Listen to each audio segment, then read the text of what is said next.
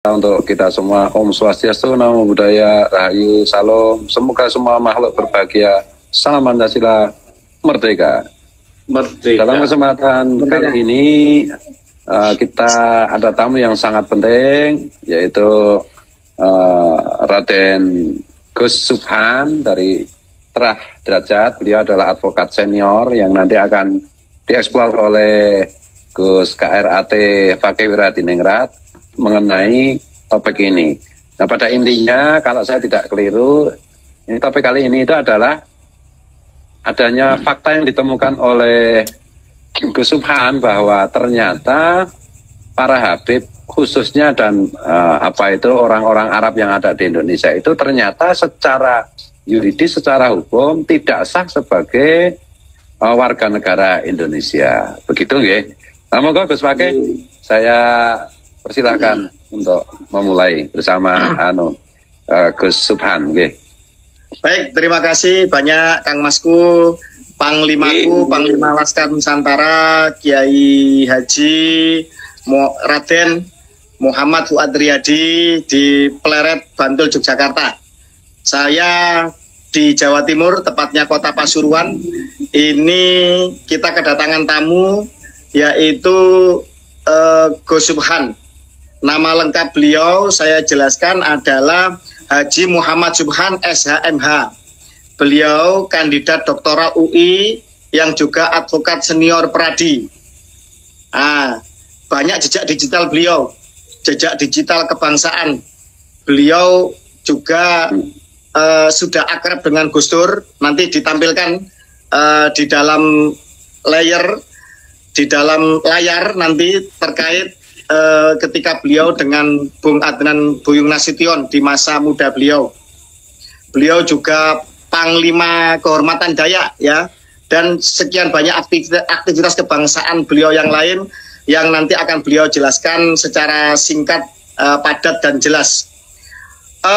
Yang paling penting dari bahasan malam hari ini adalah bahasan yang sangat penting, strategis dan bersejarah. Karena Bung Subhan, Mas Subhan ini melakukan suatu aktivitas yang nanti pasti akan menimbulkan gelombang tsunami, akan membuat gelombang pasang di dalam kehidupan kebangsaan Negara Kesatuan Republik Indonesia, di mana beliau mengajukan uji material judicial review ke Mahkamah Konstitusi untuk menggugat mewakili seluruh anak bangsa pribumi Nusantara tentang keabsahan kewarganegaraan seluruh klan Arab, terutama klan Ba'alwi yang akhir-akhir ini begitu meresahkan bangsa, ngaku cucu Nabi ternyata belum terkonfirmasi, membelokkan makam, mengklaim sejarah bangsa dan lain sebagainya. Patut kemudian saya landasi. Nanti Bung Subhan akan memperkenalkan dirinya ya. Tapi patut akan saya landasi sebentar. Dalam konstitusi kita, Undang-Undang Dasar Negara Republik Indonesia tahun 45 yang mengatur tentang kewarganegaraan pada pasal 26, dan ini tidak pernah diamandemen. Oke, nanti Bung Subhan akan menjelaskan lebih utuh, lebih rinci. Pasal 26 ayat 1 mendefinisikan, menjelaskan siapa itu warga negara Indonesia. Nah, nanti Bung Subhan akan menjelaskan. Yang kedua, tentang ayat 2 tentang definisi penduduk. Nah, yang ketiga, hal-hal yang belum diatur akan diperjelas di undang-undang aturan hukum di bawahnya. Nah, Bung Subhan melakukan uji material tentang produk undang-undang yang dianggap melanggar atau bertentangan atau tidak sesuai dengan konstitusi kita di Mahkamah Konstitusi. Nah, silakan yang pertama mungkin Bung Subhan menjelaskan tentang dirinya. Oh ya, patut kami sampaikan Bung Subhan adalah Ketua Divisi Hukum Laskar Nusantara. Silakan Bung Subhan untuk menjelaskan profil. Oke, terima kasih. Assalamualaikum warahmatullahi wabarakatuh. Waalaikumsalam warahmatullahi wabarakatuh. Terima kasih, saya dipercaya sebagai panglima atau apa tadi, kehormatan itu ya.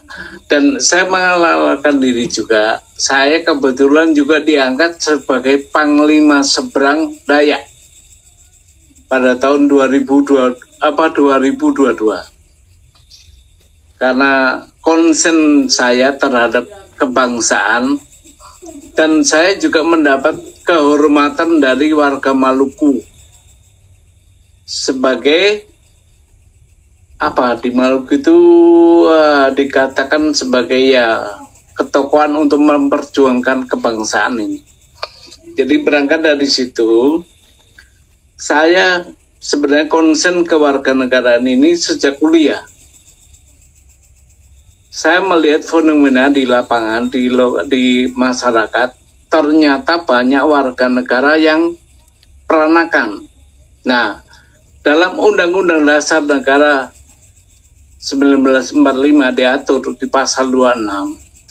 Kebetulan kalau bisa membaca yang masih lama, di penjelasannya disebutkan, penjelasan itu oleh Mr. Supomo dijelaskan, warga bangsa peranakan dapat menjadi warga negara Indonesia asal memiliki pengesahan. Nah, maka lahirlah Undang-Undang Kewarganegaraan.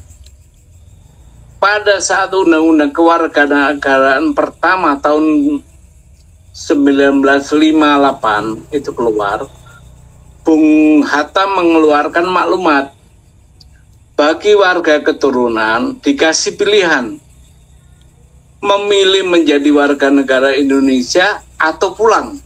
Nah, itu pilihannya. Itu Bung Hatta bilang begitu. Maka lahirlah PP 10.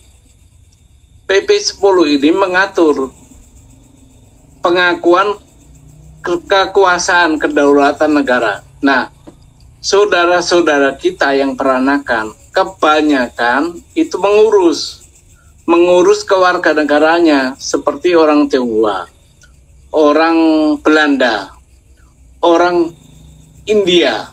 Nah, orang Arab ini nggak mau mengakui kemerdekaan Indonesia, maka dia tidak mengurus kewarganegaraannya dan juga tidak pulang. Karena apa? Dia menganggap oleh Belanda dijadikan masyarakat kelas 2. Jadi dia nggak mau mengakui kemerdekaan Indonesia.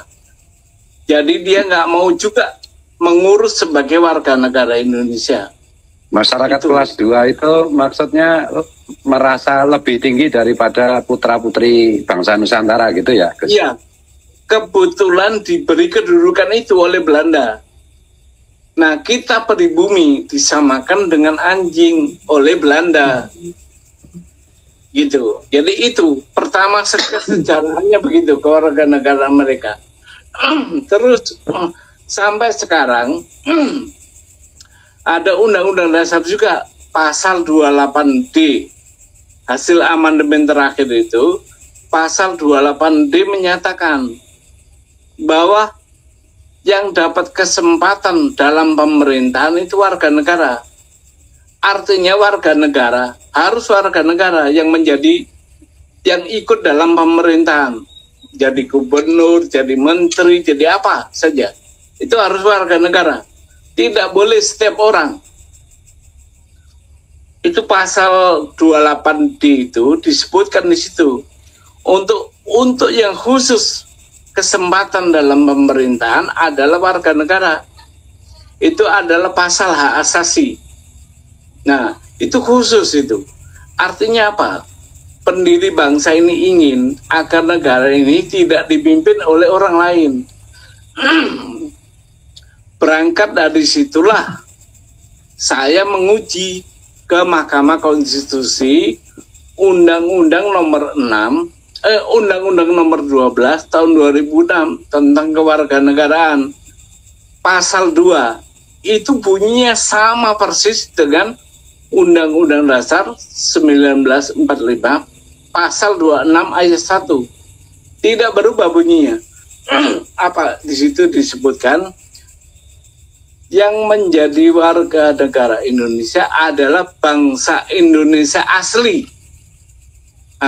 Mohon dicatat itu ada bangsa Indonesia asli. Artinya pribumi di situ. Dan orang-orang bangsa lain yang disahkan dengan undang-undang. Artinya bangsa lain bisa menjadi warga negara Indonesia asal memiliki pengesahan yang sekarang disebut naturalisasi. Kalau dalam undang-undang disebut pewarganegaraan itu. Nah, orang Arab nggak mau ngurus itu. Orang Arab, khusus orang Arab nggak mau itu. Kenapa nggak mau? Dia angkuh, dia sombong, dia nggak mau mengakui kemerdekaan Indonesia. Maka dia tetap menjadi warga kelas 2. Sama seperti kewarganegaraan Arab, Cina, itu timur. Kan ada 3 kelas waktu zaman Belanda itu. Kelas 1 itu Eropa, Belanda termasuk. Kelas 2 itu Asia Timur termasuk Arab, Pakistan, India, Cina. Nah, kita pribumi kelas 3. Makanya orang Arab tidak mau mengakui kemerdekaan, makanya juga nggak mau mengurus kewarganegaraannya. Berangkat dari situ. Nah, saya mendapatkan fenomena itu, makanya saya menguji. Saya minta kepada MK nantinya itu bahwa pengesahan sebagai warga negara, pengesahan itu harus dibuktikan, harus ada bukti. Nggak boleh cukup umpamanya ya. Ini saya udah lakukan juga, seperti Anies Baswedan. Waktu mau menjadi calon presiden, itu saya gugat. Kenapa? Saya yakin dia nggak punya pengesahan sebagai warga negara. Ternyata benar nggak punya dia. Tetapi hakim menyatakan bahwa hakim tidak berwenang mengadili perkara ini. Saya bawa ke Tun. Di pengadilan Tun ditolak juga. Di NU juga. Alasannya, saya tidak memiliki kewenangan karena saya bukan peserta pemilu. Akhirnya saya bawa ke DKPP, Dewan Etik. Di Dewan Etik juga didiskualifikasi karena nggak ada pelanggaran etik. Padahal KPU mencalonkan Anies, menerima pencalonan Anies, itu melanggar Undang-Undang Dasar. Kenapa? Anies itu bukan tidak memiliki status kewarganegaraan sejak kelahirannya. Pasal 6 itu mengatur calon presiden dan calon wakil presiden harus warga Indonesia sejak kelahirannya. Artinya apa? Orang tuanya Anies harus warga negara, sehingga dia bisa dikatakan warga negara sejak kelahirannya. Dan itu nggak punya. Meskipun punya KTP ya? Dia hanya punya KTP dan KK. Sementara jadi gini. KTP gini, ketundukan KTP dan KK itu tunduk pada Undang-Undang Administrasi Kependudukan. Sementara kewarganegaraan, pengesahan itu tunduk pada Undang-Undang Kewarganegaraan. Jadi beda, kompetensinya beda. Yang mengesahkan pun beda. Kalau KTP atau KK itu cukup dukcapil, sementara kewarganegaraan itu sampai presiden. Ya, sebenarnya gini, Kang Mas Subhan, itu di pasal 26 UUD 45 itu telah jelas. Kalau ayat 1 mengatur tentang siapa yang menjadi warga negara Indonesia. Yang pertama adalah orang bangsa Indonesia asli. Artinya mereka suku bangsa Indonesia asli seperti Jawa, Sunda, Madura, Minang, Batak, Makassar, Bugis dan lain sebagainya, Papua. Itu jelas. Grupnya apa, Gus? Dan Indonesia asli. Mayoritas O, C. Dan itu otomatis menjadi warga negara. Dan gini, selain orang-orang bangsa Indonesia asli, suku-suku asli bangsa Indonesia, itu adalah orang-orang bangsa lain yang disahkan dengan undang-undang sebagai warga negara. Artinya bangsa lain pun bisa untuk menjadi warga negara Indonesia dengan mengajukan dengan suatu aturan-aturan tertentu, dengan suatu cara-cara tertentu untuk dapat disahkan. misalkan naturalisasi, asimilasi, atau kalau sekarang marak sepak bola, misalnya bintang sepak bola itu ya, dia punya leluhur orang bangsa Indonesia asli, tapi dia masih harus mengajukan, dan itu sampai ke presiden. DPR pun sampai dibahas di DPR, artinya tidak mudah untuk menjadi warga negara Indonesia. Tolong nanti dijelaskan tentang asas warga negara Indonesia menganut sistem apa, Kang Mas Subhan. Itu yang pertama. Yang kedua, tadi Gus Wat bertanya tentang apakah tidak bisa dibuktikan warga negara itu hanya dengan memiliki KTP atau akte kelahiran. Nah, tadi Kang Mas Subhan mengatakan tidak bisa karena itu urusannya dengan Dukcapil. Kewarganegaraan beda. Sebenarnya di ayat 2, Undang-Undang Dasar 45 pasal 26 itu diatur penduduk. Jadi penduduk Indonesia ialah warga negara Indonesia. Dan orang-orang asing yang bertempat tinggal di Indonesia.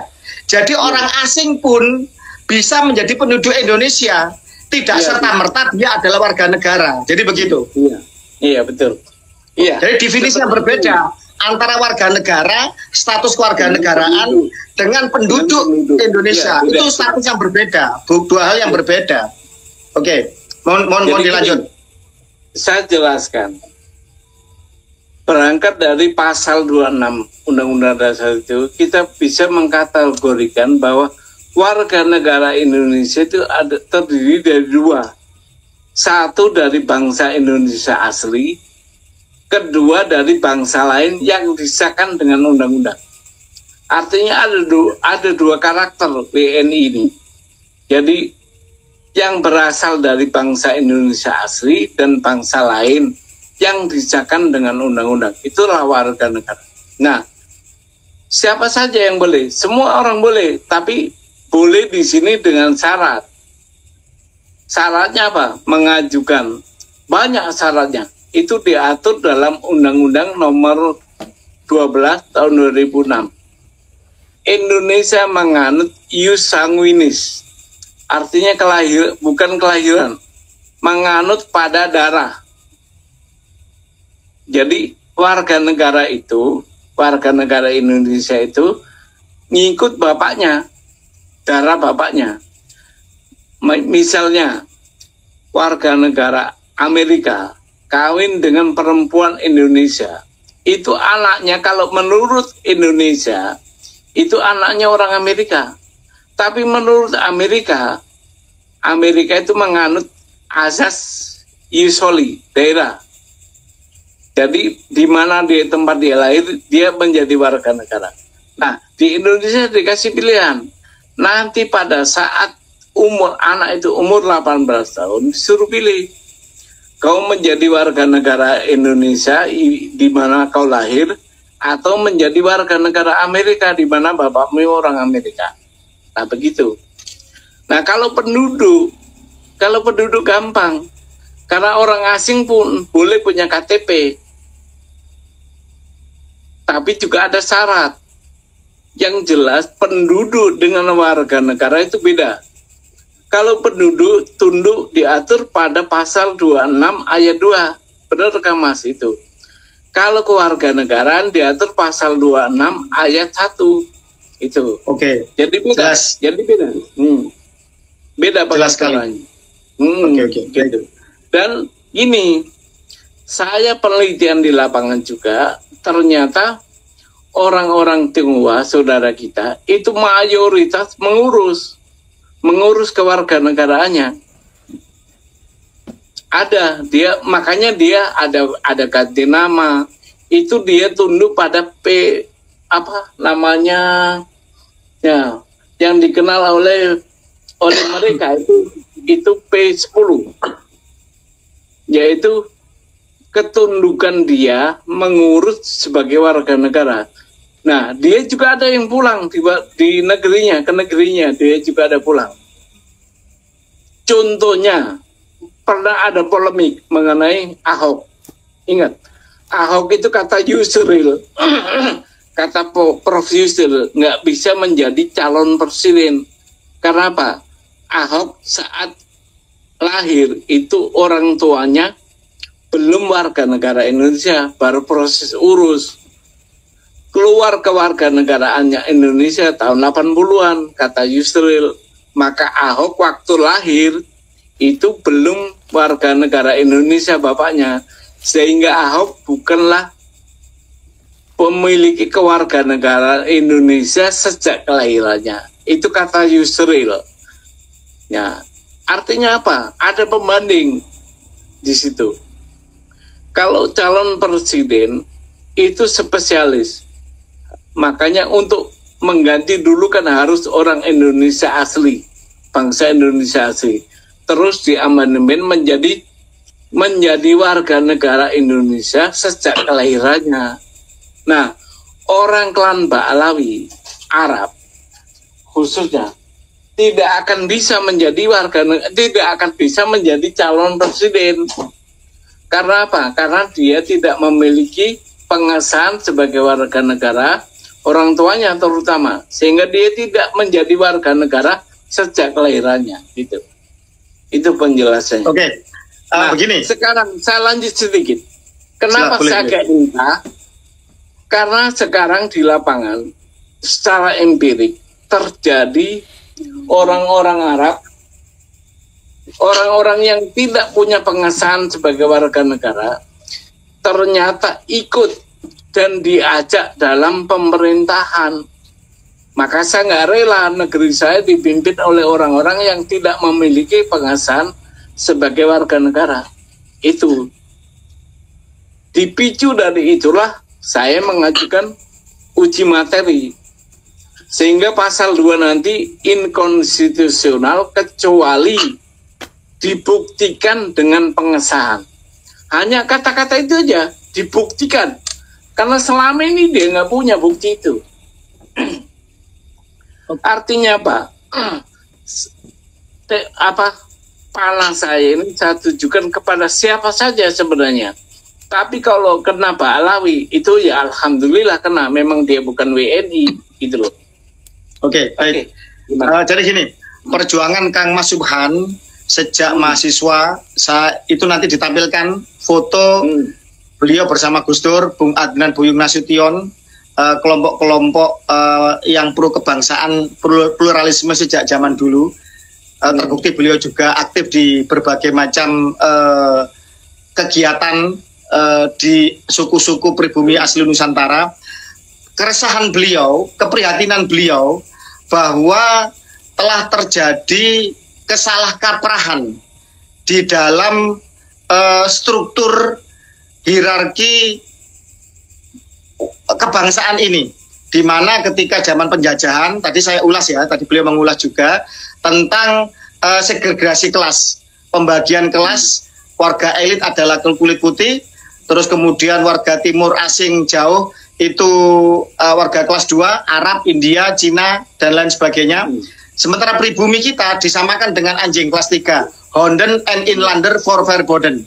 Seperti itu. Iya, betul, betul. Ini ternyata menurut eksplorasi beliau, penelitian beliau, hanya klan Arab atau mayoritas klan Arab, terutama klan Ba'alwi, begitu ya, yang ternyata tidak pernah mengajukan kewarganegaraan, sehingga bisa dikatakan mereka itu tidak sah untuk membuat organisasi. Berarti Robitul Alawiyah tidak sah toh, karena dia organisasi yang menghimpun orang asing. Itu yang pertama.